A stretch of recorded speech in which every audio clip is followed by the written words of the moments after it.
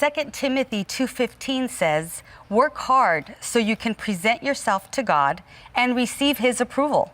Be a good worker, one who does not need to be ashamed and who correctly explains the word of truth. Today, I'd like to challenge young men and young women. Perhaps you're in high school, perhaps you're in college, or perhaps you're in between and in a transition in your life. Today, I'd like to challenge you as I break down this verse for you. Number one, work hard. That's studying. That means doing what you have to do to make sure that you're the best at whatever it is that you're doing. If you're a student, you're studying for that next test, or you're doing whatever you need to do to write that great paper that's due on Friday. But work hard. This is not something that is just for lazy or for those that by happenstance are going to do well on their next test or on that paper. You need to really work hard.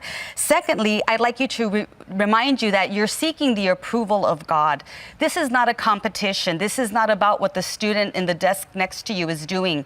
This is about you and the Lord. You're doing your best so that you can be a testimony, which leads me to my next point, which is be a good worker.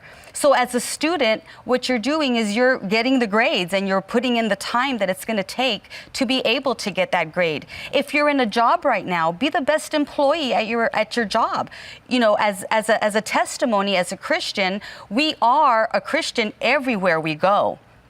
Which leads me to my final point. Be light. You know, in this culture that is continually, seemingly to get darker, it is our job as a child of God to be light wherever we are. If you're in school, your high school, your college, you can be light right there.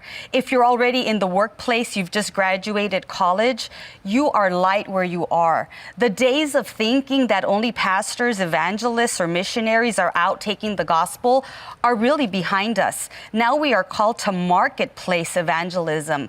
And that's a great new trend that we're seeing within the church, because that's always actually been the truth. Wherever you are a representative of the Lord. So do your best, work hard, seek God's approval, not man's approval. Do what the Lord is asking you to do.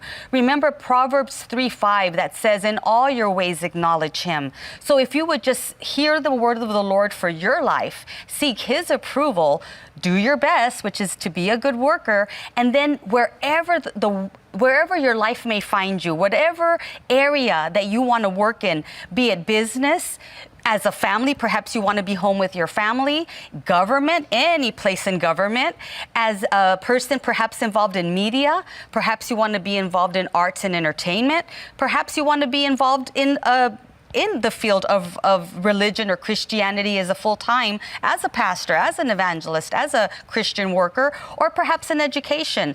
These 7 areas of work are where we need you to invade the culture to make a difference for Christ. You can make a difference.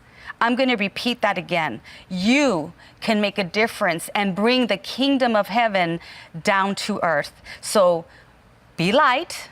Be salt. Wherever you may find yourself already, you are an evangelist for Jesus. God bless you.